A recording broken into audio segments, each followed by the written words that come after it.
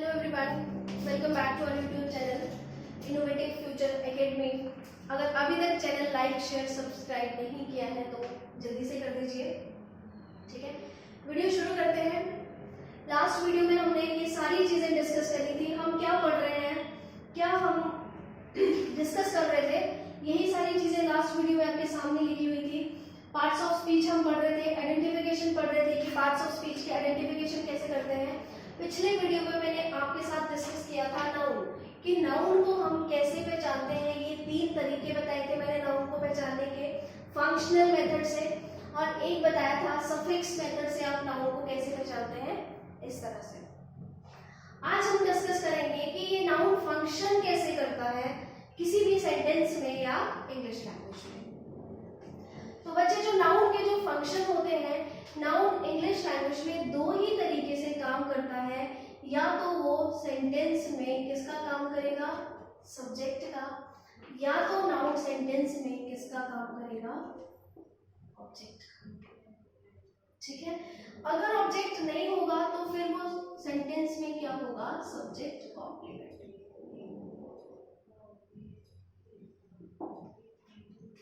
ठीक है जी, अगर नाउन कहीं पे भी, अब देखो नाउन मैंने पहचानना तो मैंने आपको बता दिया, ऐसे आप पहचान सकते हैं नाउन को। अगर ऐसे भी समझ में नहीं आ रहा है तो फिर आप कैसे पहचान सकते हैं, उसके फंक्शन से। यहाँ तो देख के मैंने आपको पहचानना बताया था। अगर देख के आपको नहीं आ रहा है तो आप फंक्शन से पहचान सकते हैं कि ये वाला वर्ड अच्छा ये फंक्शन प्ले कर रहा है, इट मीन्स कि ये तो नाउन ही होगा। तो 2 तरीके होते हैं, सॉरी 2 नहीं, मैं यहाँ 3 भी लिख सकती हूँ। या तो सब्जेक्ट का काम करता है, या ऑब्जेक्ट का, या फिर सब्जेक्ट कॉम्प्लीमेंट का।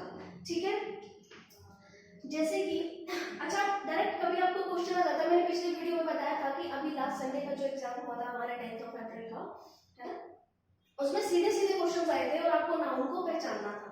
ठीक है, अब मैं 2-3 एग्जांपल के साथ आपको बताती हूँ। ये जो चीजें मैंने लिखी हैं इनको प्रूव करके बताती हूँ कि नाउन को बेसिकली कैसे पहचाना जाता है। यहाँ पर मैंने लिखा the boy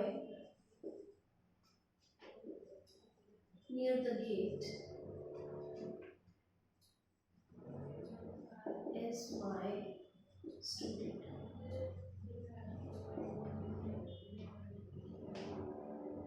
या यहाँ पे कुछ वैसे लग रहा है, the boy standing, एक मिनट मैं दोबारा इसको लिख देती हूँ सेंटेंस को।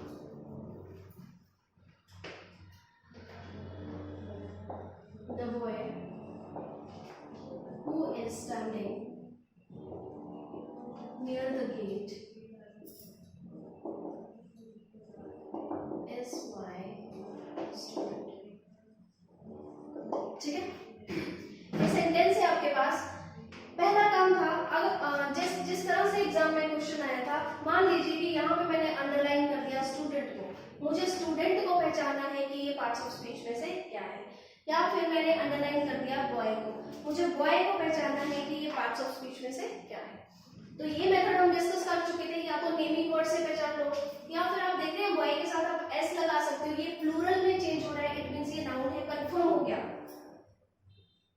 दूसरा, स्टूडेंट के साथ भी आप एस लगा रहे हो, ये प्लूरल में चेंज हो जाता है, कंफर्म है कि ये नाउन है। ठीक है, उसके बाद इस सेंटेंस में और नाउन कहाँ है, मैं कैसे पहचानूं, आप ये देख रहे हैं गेट, गेट को गेट्स लिख सकते हैं, कंफर्म हो गया कि ये मेरे पास नाउन है। ठीक है, तीनों चीजें मेरे पास नाउन है। अब मैंने यहाँ पे आपको बताया है कि नाउन जो फंक्शन करता है बच्चे, सब्जेक्ट का फंक्शन करता है, ऑब्जेक्ट का फंक्शन करता है, और सब्जेक्ट कॉम्प्लीमेंट का फंक्शन करता है।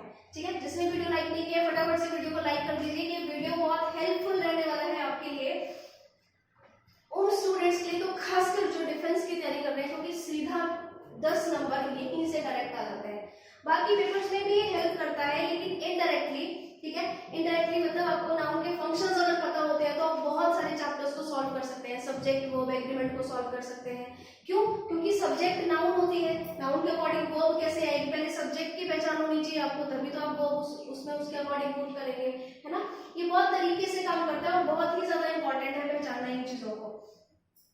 ठीक है, अब बुक में भी ये चीजें आपको गिवन नहीं होती हैं क्योंकि ये बेसिक्स है। बुक में सीधा चैप्टर शुरू कर दिया होता है नाउन, उसके बाद क्या होता है नाउन के टाइप्स डिस्कस किए होते हैं, नाउन के टाइप्स के बाद क्या होता है, अब टाइप्स में भी आप कितने का शब्द रट लोगे कि नाउन के जो टाइप है, लाइक मैं बोलूँ एब्स्ट्रैक्ट नाउन है ना, तो हैप्पीनेस एब्स्ट्रैक्ट नाउन है, काइंडनेस एब्स्ट्रैक्ट नाउन है। आप देखेंगे यहाँ पे मैंने लिखा होगा नेस वाले वर्ड्स, ये देखो है ना, तो या तो सफिक्स मेथड याद कर लो या फंक्शन अच्छे से देख लो। मेरे अकॉर्डिंग अगर आप फंक्शनल मेथड अच्छे से देखते हैं तो आप फंक्शनल मेथड में ना धोखा नहीं खा सकते कभी भी, क्योंकि कई बार क्या होता है जो सफिक्स होते हैं हमें भूल भी जाते हैं, कई बार एक्सेप्शंस भी हो जाती हैं, है ना, एक्सेप्शंस ऑलवेज एग्जिस्ट, आप जानते हैं ये सारी चीजों को। तो अच्छा हम कहाँ थे, नाउन को हमने कैसे पहचाना बच्चे, बॉयज लिख सकते हैं, गेट्स लिख सकते हैं, स्टूडेंट्स लिख सकते हैं पहचाना। दूसरा कैसे कंफर्मेशन हुई, द आर्टिकल है बॉय के लिए आया है, कंफर्म है नाउन है, द आर्टिकल है गेट के लिए आया है, कंफर्म है नाउन है यहाँ पे, है ना। उसके बाद स्टूडेंट के साथ मैं एस लगा सकती हूँ, कंफर्म है नाउन है ना जी। अब मैं बात करूँ कि नाउन मैंने अभी आपको बोला सब्जेक्ट होता है, ऑब्जेक्ट होता है या फिर सब्जेक्ट कॉम्प्लीमेंट होता है। अब अगर मैं सब्जेक्ट की बात करूं तो सब्जेक्ट क्या होते हैं, अगर मैं आपको सब्जेक्ट ही बताऊं, अगर मैं सब्जेक्ट के बारे में आपको बताऊंगी, आने वाली वीडियो में मैं आपको बताऊंगी कि सब्जेक्ट को भी हम कैसे पहचानते हैं, ठीक है।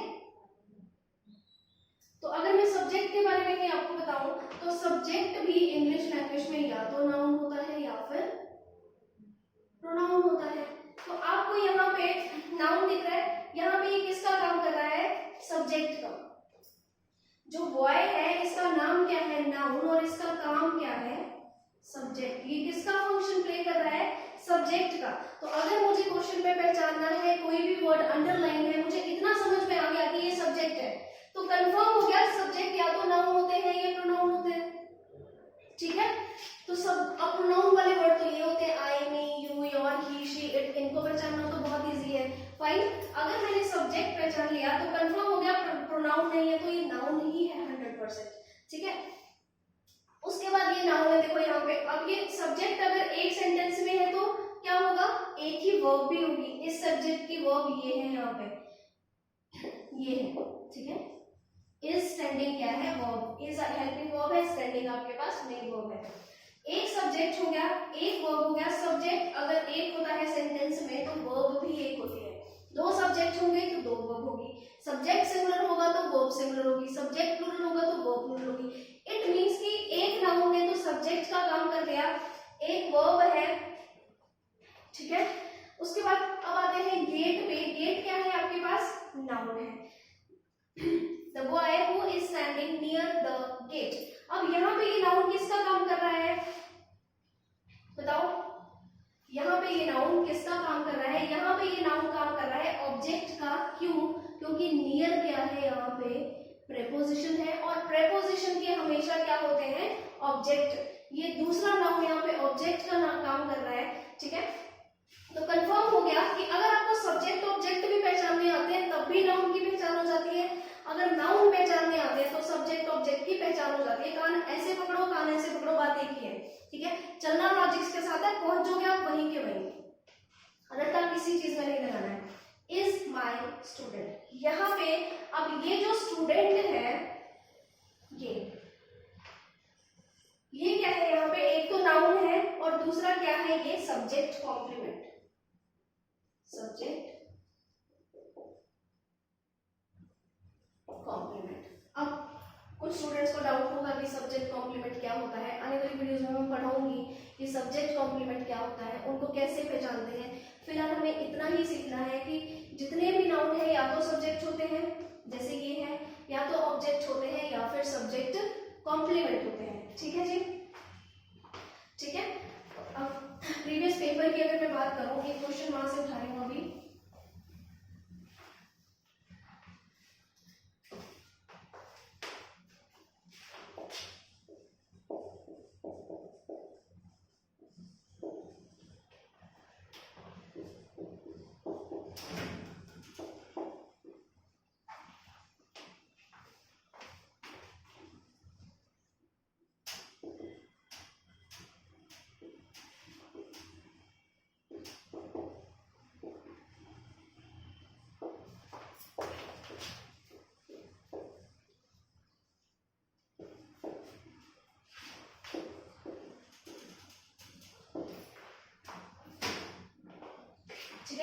ये आपका क्वेश्चन था इस तरह से, इस वर्ड को अंडरलाइन किया था और 4 ऑप्शंस में से आपको बताना था कि ये जो अंडरलाइन वर्ड है ये 4 ऑप्शंस में से क्या फंक्शन प्ले कर रहा है। अभी मैं साफ साफ मैंने आपको बता दिया, तो इस क्वेश्चन में इससे आगे पढ़ने की तो जरूरत ही नहीं थी, कुछ भी चीजों को पढ़ना ही नहीं था, सिर्फ इतना सा पढ़ के मुझे आंसर मिल रहा था कि द आर्टिकल है, ऑब्वियसली किसके लिए आता है, नाउन के लिए आता है, तो यहाँ पे नाउन आपका आंसर होना था।